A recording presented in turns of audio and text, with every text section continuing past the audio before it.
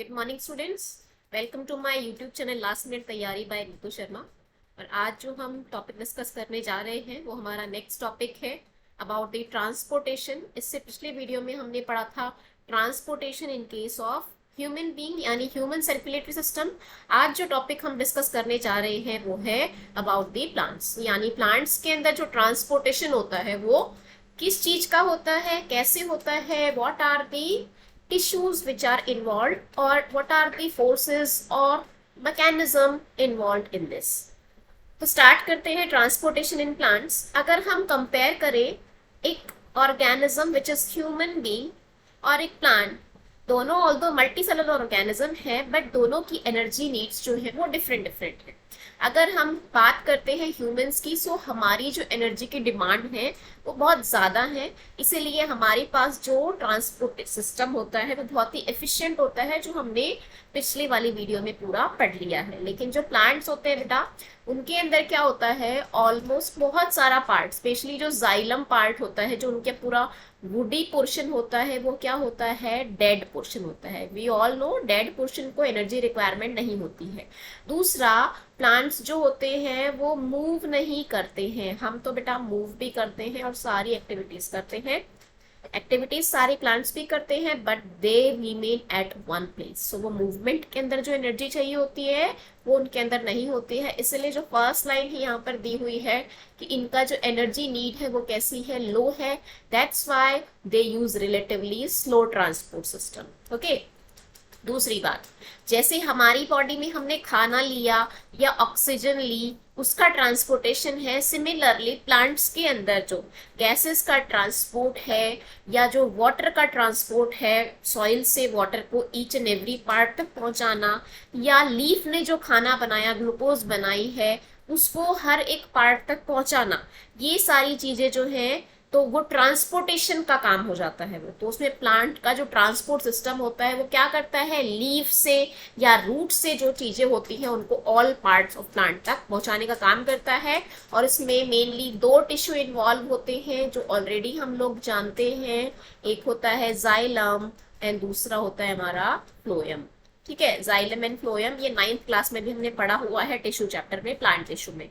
देख लेते हैं पहले क्या होता है जाइलम एंड फ्लोएम। बेसिकली यहाँ हमने सिर्फ ट्रांसपोर्टेशन की बात करनी है, टोटल जाइलम फ्लोएम में क्या क्या कंपोनेंट्स होते हैं वो हमारे यहाँ पर डिस्कशन का पार्ट नहीं है।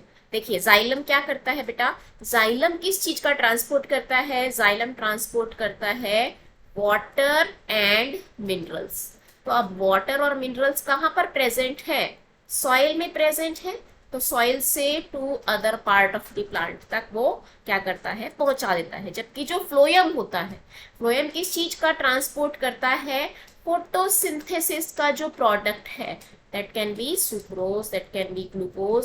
सो फोटोसिंथेसिस का जो प्रोडक्ट है कहाँ से कहाँ करवाएगा बेटा उसको, लीफ से, लीफ से all other part of the plant तक मूव करते हैं। यानी जहां खाना बन रहा है लीफ, वहां से ट्रांसपोर्ट करवाना to the other part of the plant done by phloem. और जाइलम के अंदर जो होता है बेटा, वो सॉइल से other part of the plant तक वाटर और मिनरल्स को एब्सॉर्ब करके उसको पहुंचाना। कैसे पहुंचाया जाता है वो हमारा यहाँ पर डिस्कशन का पार्ट है। अब जाइलम और फ्लोएम बेटा टिश्यू है, tissue means they are made up of different type of cells. So यहाँ पर जाइलम में जो सेल्स रिस्पॉन्सिबल होती है ट्रांसपोर्टेशन के लिए वो कौन सी होती है, tracheids and vessels, tracheids and vessels. ठीक है, VESSELS, वेसल्स। और यहाँ पर फ्लोएम में कौन सी होती है बेटा, sieve tube and companion cells. तो अगर पूछा जाए कि कौन सी सेल्स होती है which are involve in transportation, तो जाइलम के अंदर ट्रैकीड्स एंड वेसल्स, फ्लोएम के अंदर जो होते हैं वो सीव ट्यूब और कंपेनियन सेल। अब इसका हम स्ट्रक्चर देख लेते हैं। यहाँ पर देखिए ये ट्रैकीड्स एंड वेसल्स हैं। ये बेटा जो दिख रहा है तुम लोगों को, ये जो इस तरीके से सिलेंड्रिकल पार्ट है, ये पूरा जो पार्ट है, ये इस तरीके का जो पार्ट तुम लोगों को दिख रहा है, दिस वन इज वेसल। इसकी ये जो वॉल है, यहाँ पर ऐसे जगह होती है, परफोरेशन प्लेट्स होती हैं, और यहाँ पर क्या होते हैं, पोर्स प्रेजेंट होते हैं। जिससे चीजें जैसे ऊपर जा रही हैं तो अगर साइड में भी जानी है तो इन पोर्स के थ्रू साइड में उसका ट्रांसपोर्ट हो जाएगा। ये क्या हुआ बेटा, वेसल्स, बहुत सारी वेसल्स प्रेजेंट होती है। और ये हो गया हमारा ट्रैकीट्स, जो कि कैसा होगा, टेपरिंग होगा एंड से, और बीच से तुम्हारा जो होगा थोड़ा थिक होगा। ठीक है, तो इस तरीके का जो है ये क्या होता है हमारा वेसल्स, ये ट्रैकीट्स होते हैं। ये ट्रैकीट्स का स्ट्रक्चर होता है। बीच में इसमें भी क्या प्रेजेंट होते हैं, पिट्स प्रेजेंट होते हैं, PITS, पिट्स प्रेजेंट होते हैं। ठीक है, तो ये तो हो गया हमारा जाइलम का ट्रैकीट्स एंड वेसल्स स्ट्रक्चर। फ्लोएम के अंदर अगर हम देखें, ये है बेटा फ्लोएम के अंदर, ये जो बीच में यहाँ पर जो दिखाया हुआ है, ये दो सेल्स दिख रही है यहाँ पर। एक आपको दिख रही है बीच में जो ग्रीन वाली है, this green cell is companion cell. Green और ये व्हाइट, ये जो सेल है ना, this one is companion cell. ठीक है, मेन सेल जो काम करती है वो होती है सीव ग्रुप। ये जो दिख रही है ऐसी सी सेल, जो दिस सेल, यहाँ पर ऐसे जगह दिख रही है, सीव प्लेट है ये, इसमें बीच में जो जगह है उसको हम सीव पोर कहते हैं। ऐसे चीजों का ट्रांसपोर्ट होता है। ठीक है, और ये हो जाती है हमारी कौन सी सेल, सीव। इसी के साथ में ही हमें जो सेल दिख रही है जो कि ट्रांसपोर्टेशन के लिए जरूरी होती है, जिसको हम क्या कह देते हैं, ये हमारी साथ वाली, ये दोनों हमेशा साथ में रहती है बेटा, इसलिए इन दोनों को हम क्या कह देते हैं, सिस्टर सेल भी कह देते हैं। ये कंपेनियन सेल, इसके पास न्यूक्लियस होता है, जबकि सीव ट्यूब के पास न्यूक्लियस नहीं होता है। सीव ट्यूब के पास न्यूक्लियस नहीं होता। ठीक है, तो ये हमने सेल्स के बारे में देख लिया कि कौन कौन सी सेल्स है जो इन्वॉल्व होती है। आ जाते हैं हम वापस से जाइलम एंड फ्लोएम का जो थर्ड डिफरेंस है। देखिए बेटा, जाइलम और फ्लोएम में दो चीजें हमने पढ़ ली है। तीसरी चीज जो है, लास्ट चीज हम जो पढ़ेंगे, सॉइल से अगर हम कहें ये रूट्स हैं, रूट से ऊपर जाना है, तो हमें पता है जो वाटर है वो सॉइल से ही ऊपर जा सकता है, ऊपर से नीचे नहीं आता है। तो इसका जो है ट्रांसपोर्टेशन है वो यूनिडायरेक्शनल है, यूनिडायरेक्शनल है, यानी हमेशा from soil to other part of the plant. जबकि जो फ्लोएम है उसमें क्या होगा, जो ऊपर वाली लीफ है वो नीचे भी भेज सकती है खाना, ऊपर वाली लीफ जो है वो ऊपर भी खाना टॉप पर भी पहुंच सकती है। तो यहाँ पर दोनों डायरेक्शन में मूवमेंट होती है, यानी दिस इज बाई डायरेक्शनल। ठीक है, फ्लोएम के अंदर जो मूवमेंट होती है दैट इज बाई डायरेक्शनल। ठीक है, चलिए अब हम एक एक दोनों का बात कर लेते हैं, दोनों का डिस्कशन कर लेते हैं कि ट्रांसपोर्ट वाटर का कैसे होता है और ट्रांसपोर्ट फूड का कैसे। आइए बात करते हैं ट्रांसपोर्टेशन ऑफ वाटर की। जो हमारा प्लांट का ट्रांसपोर्टेशन है वो उतना ज़्यादा कॉम्प्लेक्स नहीं है। बहुत सारी चीज़ें जो हमने अब तक डिस्कस की है, ये वो सारी चीज़ें हैं जो हम 9th क्लास में पढ़ के आ चुके हैं। ठीक है, अब ट्रांसपोर्टेशन ऑफ वाटर ये हमने नहीं पढ़ा है, so this topic is new to you. So यहाँ पर आपको थोड़ा सा फोकस करने की जरूरत है कि ट्रांसपोर्टेशन वाटर का कैसे होता है। सबसे पहले वाटर कहाँ से जाएगा बेटा, रूट के थ्रू जाएगा, और कहाँ से जाएगा, सॉइल से जाएगा, है ना, सॉइल से जाएगा। कौन सा टिश्यू होगा उसमें इन्वॉल्व, जाइलम टिश्यू। अब जाइलम जो है वो सिर्फ रूट के पास नहीं है, वो रूट के पास भी है, वो स्टेम के पास भी है, और लीफ के पास भी है। तो अगर हम पूरा पेड़ देखें तो जमीन का जो रूट है, रूट का जो जाइलम है, फिर जो स्टेम का जाइलम है, और फिर जो लीफ का जाइलम है, ये सब आपस में कनेक्टेड है। तो पूरा उससे क्या बन जाता है, एक कॉलम बन जाता है बेटा, एक कंटिन्यूअस कॉलम बन जाता है। अब क्या होगा, जैसे मैं यहाँ पर तुम्हें दिखाऊं, ये मान लो रूट्स हैं, ये रूट्स हैं। ठीक है, यहाँ पर तुम्हारा वाटर भी है और मिनरल्स भी है। अगर बेटा जो डिस्टेंस है छोटी छोटी, एक सेल से दूसरी, दूसरी से तीसरी, तीसरी से चौथी, तो हम ऑलरेडी जानते हैं कि जो एक से दूसरा, दूसरे से तीसरा जाता है, डिफ्यूजन प्रोसेस हो सकता है। तो यहाँ वाटर से मिनरल, वाटर और मिनरल जो है डिसॉल्व फॉर्म में सॉइल में से रूट में चले जाएंगे, वो तो सिंपल डिफ्यूजन से जा सकते हैं। छोटा मोटा डिस्टेंस होगा, छोटा प्लांट है तो डिफ्यूजन से जा सकता है, लेकिन बहुत बड़े मीटर्स के जो पेड़ होते हैं उसमें डिफ्यूजन जो प्रोसेस है वो इतना, जो हम कहेंगे इतना स्लो प्रोसेस है, इतना कम एफिशिएंट प्रोसेस है कि अगर डिफ्यूजन के थ्रू गया तो क्या पता साल में पहुंचेगा पानी ऊपर। So diffusion is not the force responsible for transportation for longer distances. हाँ, फॉर स्मॉल डिस्टेंस या कहीं पर छोटा मोटा गैप भरना है अगर पानी का कॉलम में, तो वहां पर डिफ्यूजन हो सकता है। ठीक है, अब जाइलम वेसल सारी एक दूसरे से जुड़ी हुई है, कंटिन्यूअस कॉलम है। तो जब यहाँ पर पानी आ जाता है, यहाँ पर रूट में आ जाएगा। ठीक है, रूट में आएगा तो रूट के पास जो है पानी और मिनरल आ गया, तो यहाँ पर क्या होगा, रूट प्रेशर जनरेट होता है बेटा, एक फोर्स होता है रूट प्रेशर। यहाँ पर जहां भी ये प्रेशर ये ज्यादा होगा, वहां से कम की तरफ अपने आप ही पानी धक्के से मूव किया जाएगा, पुश किया जाएगा, ठीक है। तो वो पुश किया जाएगा, सक्शन प्रेशर होगा। लेकिन ये जो रूट प्रेशर है बेटा, ये भी कुछ खास उतना ज्यादा नहीं होता है। ये रूट प्रेशर काम करता है एट नाइट। लेकिन जो एक बहुत इंपॉर्टेंट जो फोर्स है, जो कि रिस्पॉन्सिबल है, वो क्या है? वो है बेटा ट्रांसपिरेशन पुल। वो है ट्रांसपिरेशन पुल। अब यहाँ पर ये देखो, ये है ट्रांसपिरेशन पुल को जो एक्सप्लेन कर रहा है। क्या होता है ट्रांसपिरेशन? पहले इसके लिए हम जान लेते हैं क्या होता है ट्रांसपिरेशन। तुम सबको ऑलरेडी पता भी होगा ट्रांसपिरेशन क्या होता है। Loss of water. क्या होता है? लॉस ऑफ वाटर वेपर्स की फॉर्म में, गैसियस फॉर्म में। कहां से? Aerial part of the plant.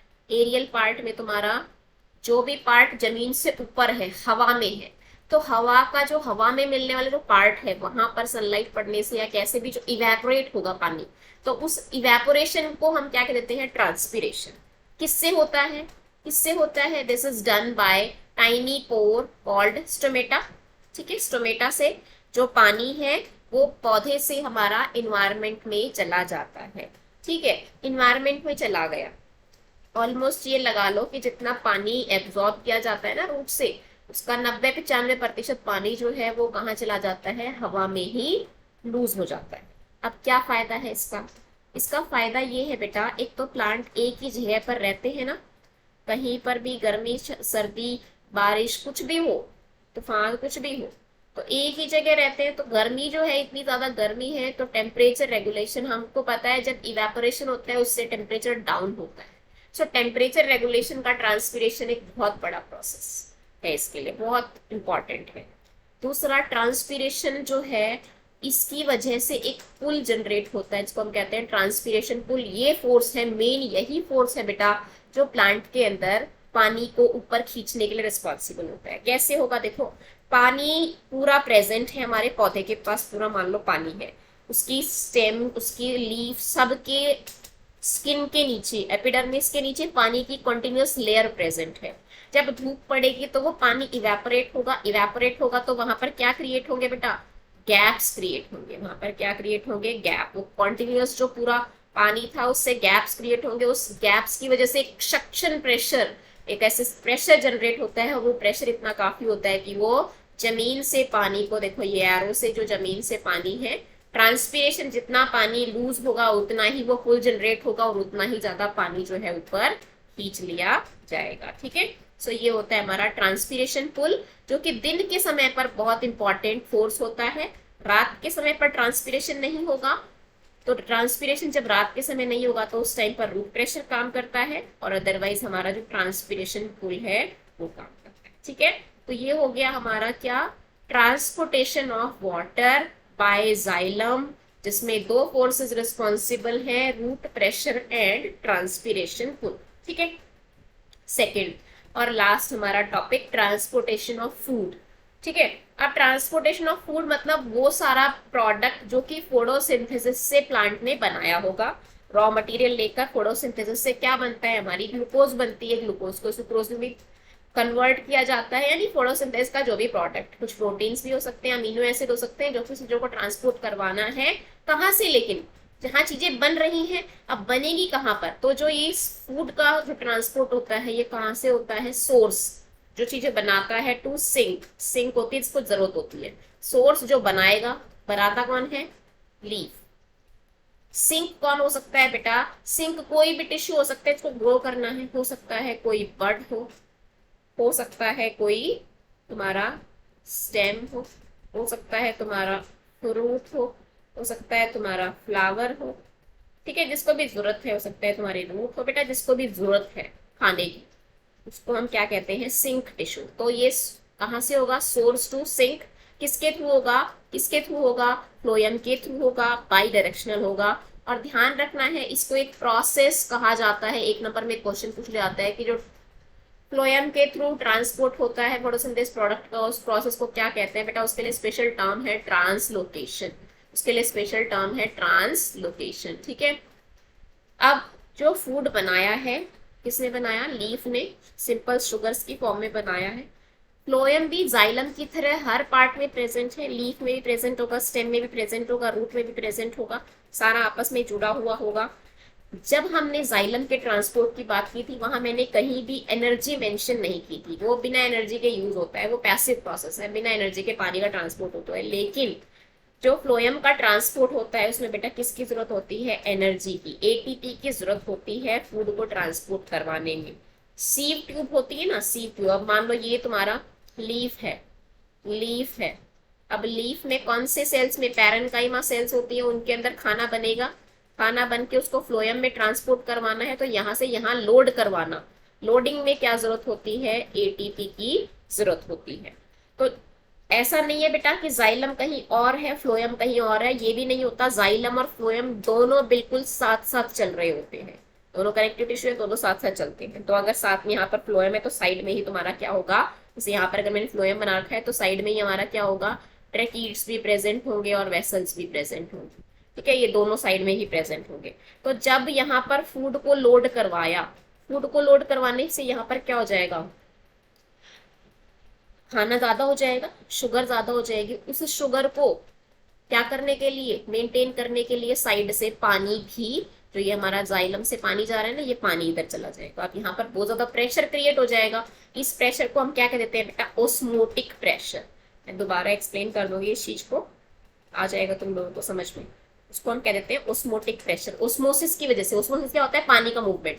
जब यहाँ पर शुगर ज्यादा हुई ना, शुगर ज्यादा हुई तो यहाँ पर हाइपरटोनिक कंडीशन हो गई। हाइपरटोनिक कंडीशन हो गई तो पानी जो है यहाँ से यहाँ आ गया। जिससे क्या हुआ? लीफ के अंदर तुम्हारा ओस्मोटिक प्रेशर ज्यादा हो गया। ओस्मोटिक प्रेशर जहां ज्यादा होगा वहां से चीजें मूव करती है लो ओस्मोटिक प्रेशर की तरफ। तो हाई प्रेशर जो होगा उससे चीजें कहाँ जाएंगी? Low pressure. तो अब लो प्रेशर हो सकता है तुम्हारा बड में हो, स्टेम में हो, फ्रूट में हो, फ्लावर में हो, तो वहां से वो चीजें अपने आप ही ट्रांसपोर्ट हो जाएंगी। सिर्फ लोडिंग के समय पर क्या इस्तेमाल हुई है? एटीपी इस्तेमाल हुई है। ठीक है, तो ट्रांसपोर्टेशन ऑफ फूड फ्लोएम के थ्रू होगा बेटा, बाई डायरेक्शनल होगा। प्रोसेस ट्रांसलोकेशन कहा जाता है। सोर्स टू सिंक होगा। सोर्स यानी जहां खाना बन रहा है वहां से सिंक की तरफ, जिसको खाने की जरूरत है, जिसको रिक्वायरमेंट है वहां पर। और फ्लोएम जो है वो हर एक पार्ट में प्रेजेंट है, तो सबसे कनेक्शन होगा और पूरा कॉन्टिन्यूस कॉलम होगा जाइलम फ्लोएम का अपने प्लांट में। और जैसे ही तुम्हारे लीफ ने बनाया खाना तो उसको फ्लोएम में लोड करना है, सीव ट्यूब में लोड करना है। लोडिंग के समय पर क्या चाहिए? एटीपी।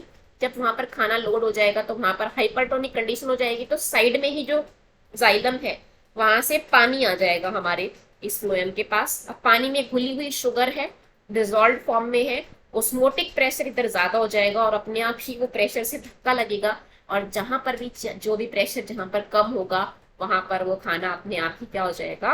अनलोड हो जाएगा। ठीक है, सो ये है हमारा क्या? Translocation of food through xylem. इससे पहले हमने जो डिस्कस किया वो क्या किया था? ट्रांसपोर्टेशन ऑफ वाटर, जिसमें रूट प्रेशर और ट्रांसपिरेशन पुल था।